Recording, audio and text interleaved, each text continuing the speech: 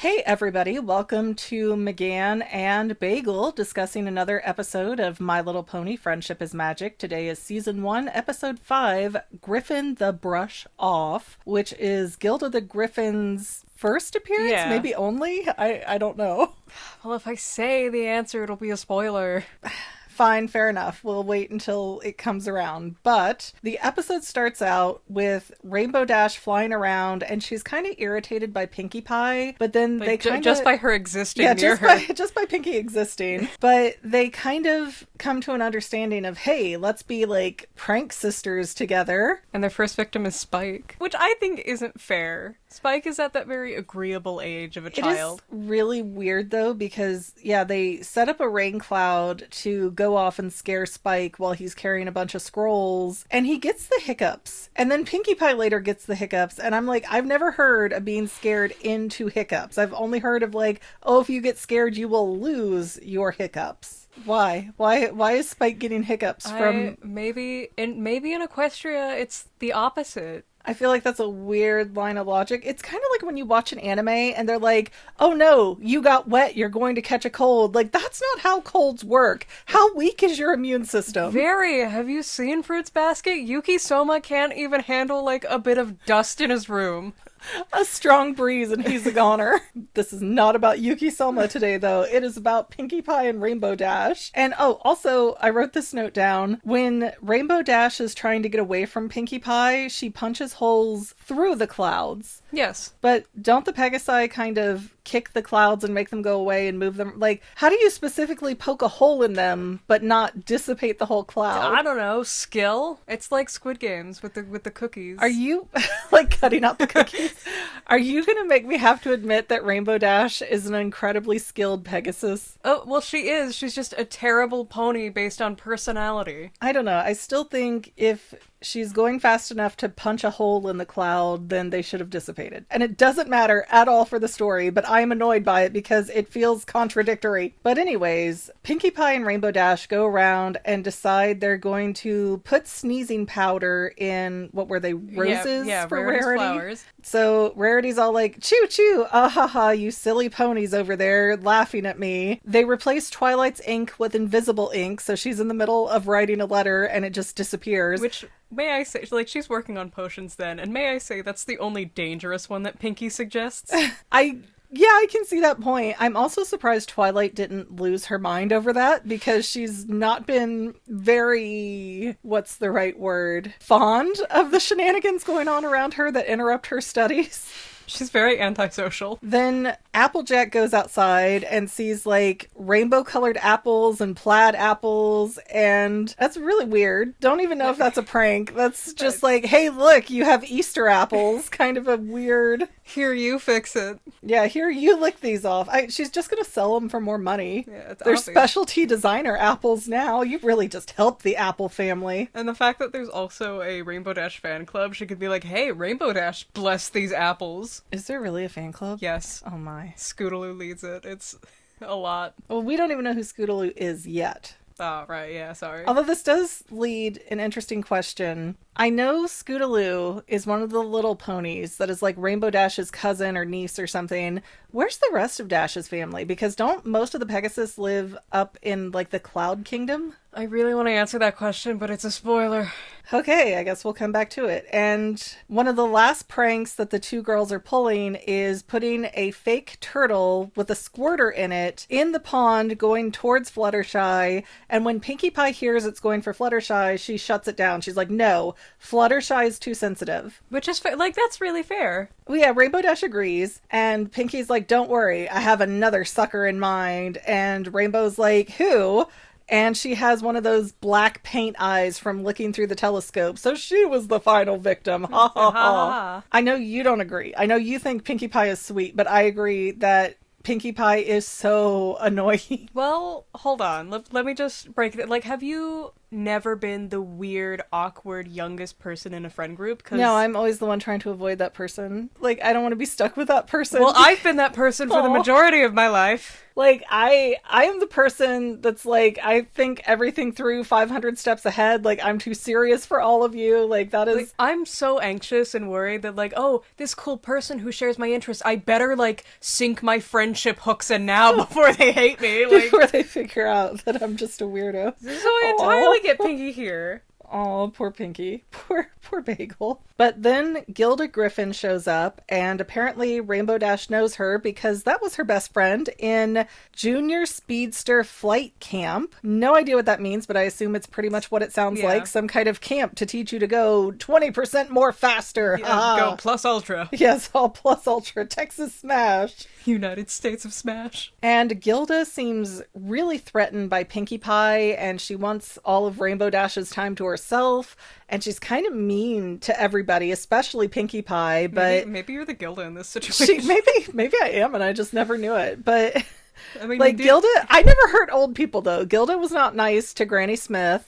Yeah. She was stealing apples. I don't steal unless it's from corporations. She steals, she scares Granny Smith, she, like, pokes a rotted tomato, which, you know what, I that one's fair. And then she yells at Fluttershy, and Fluttershy's, like, crying, and Twilight's, like, shaming people of, like, you're just being judgmental of Gilda. Like, did Pinkie Pie not be like, hey, she knocked me out of the air multiple times and told me I was stupid and worthless? Well, like, why is Twilight automatically taking the side of somebody she doesn't even know? Because Celestia raised her to be this gaslighty problem solver.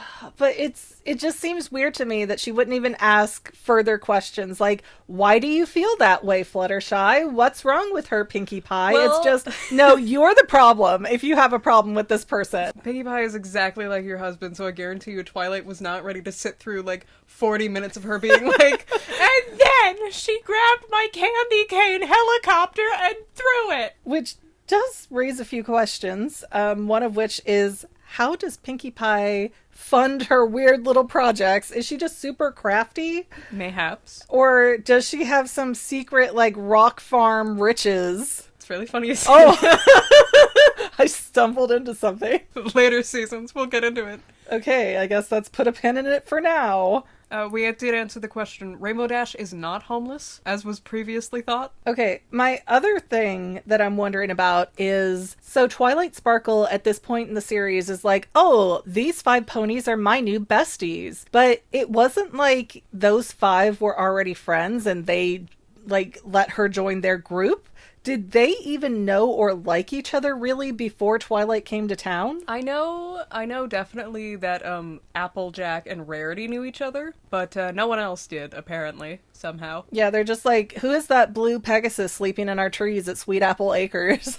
They couldn't get rid of her, so might as well befriend her. She was like a myth in the acres for 20 years. Like the chupacabra of a Sweet Apple Acres. Now, if you see a rainbow thing go by, leave it alone. But yeah, so I guess this episode really kind of highlights that even though they all lived in Ponyville, or at least 5 of the main 6 lived in Ponyville before, they're still just learning about each other and just becoming friends, like, as a whole group. They're getting used to each other. It happens. Yeah, I don't know why. I always assume, like, the 5 were friends and then Twilight joined the circle, but no, Twilight kind of made the circle and they're all just getting used to each other. But so Pinkie, being Pinkie Pie, decided, oh, this person doesn't like me? I know, I'll throw them a party and try extra hard. You're right, she is my husband. Yeah, the amount of times that Pinkie does exactly that is insane, but also, like, how well Twilight's gaslighting works, to where she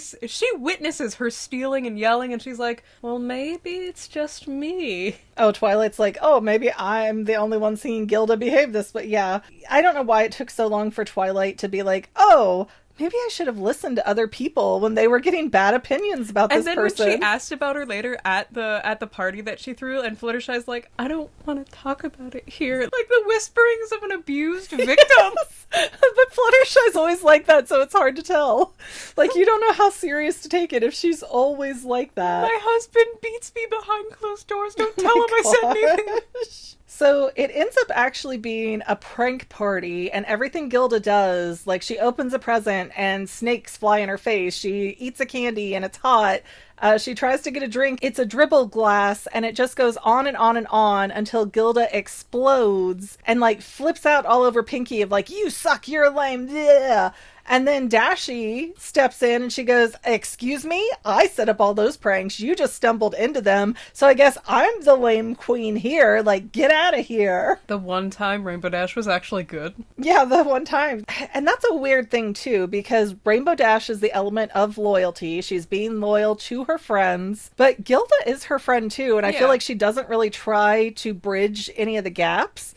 She's just like, yeah, Gilda's a jerk, but so what? Well, she did, but then Gilda, like, threw Pinkie out of the sky every time she tried. Yeah, but was Rainbow Dash just completely never looking? I mean, I know she's off screen, but does she never look behind her? Because that's the past. There's no way that she didn't hear that giant crash of the machine, though. It just seems odd that she has noticed nothing about Gilda and doesn't have an issue with anything that Gilda is doing very openly in front of everybody else, until Rainbow Dash is personally insulted by Gilda. And sort of accidentally insulted to boot. You know what might be a more likely reason? Because Rainbow Dash is very egotistical and narcissistic like that. She's very, like, up in her own self. And the fact that she only got upset with Gilda once people were watching her with Rainbow Dash nearby, it might just be to feed her ego, not gonna lie. I mean, it could be. And a note I did write down, Fluttershy is a year older than Pinkie Pie. I don't know if that matters at all, but I thought, what a neat little detail. I'm gonna write that down and talk about it. Then when Pinkie was, like, petting her and she was clearly not happy about that, like, stop. Fluttershy's not gonna tell you no. That's how she accidentally joined the pony drug cartel. How the pony became a mule. Anyways, that's about all the notes I have. Unless you have something else to add, Bagel, our next episode is going to be number 6, Boast Busters with Trixie. 2 back-to-back horrible characters, not gonna lie. Oh my gosh, I was reading the description. I read it totally wrong with my dyslexia. I thought it said Trixie, a beautiful pony. And I was like, man, somebody's really got the hots for Trixie that programmed this. Do not Google her. No. People really like her. Anyways, guys, thank you for tuning in and listening. Don't forget to like, subscribe, comment, share. All of that good stuff is free for you and really helps us out. If you feel so inclined to become a channel member, that is super duper extra helpful. All the bonus points and love for you then. But other than that, unless you have a last minute something to throw in, I guess we will see you in the next episode. Bye. Bye. How silly. And to any of my members here on YouTube, a huge bottom of my heart thank you for all of your help and support. If you would like to become a paid channel member, there is a link in the description below. Thanks again, guys. Love you. Well, family members, we're almost done, but I want to invite you to hang out with me in some other places. I'm on Twitter and Instagram as my own personal self, and I have a Facebook page too, but I mostly just post photos over there. And sometimes people say, hey McGann, I want to mail you something. How do I do that? Easy. Just click the About tab on my channel page, and my most current P.O. Box info will be right there. I also run another channel, The Family. It's really a hodgepodge channel where we might post anything. Oh yeah, and I also sell shirts and stickers and stuff with the Family and the Fangirl logos. If that is your cup of tea, I have a link in every description of every video. Finally, if you want to help out the Fangirl channel and make sure I'm putting out video essays for years to come, the best way you can help is by subscribing and watching more of my videos, whether they're new, old, whatever. Maybe even share 1 or 2 on social media, help spread the word. People who watch to the end of videos, like you, helps to tell the site, hey, this is a good video, we should recommend it to other people. So if you made it this far, leave me a comment of something like, hey, I made it to the end. Love ya. See you next time, family members. Bye.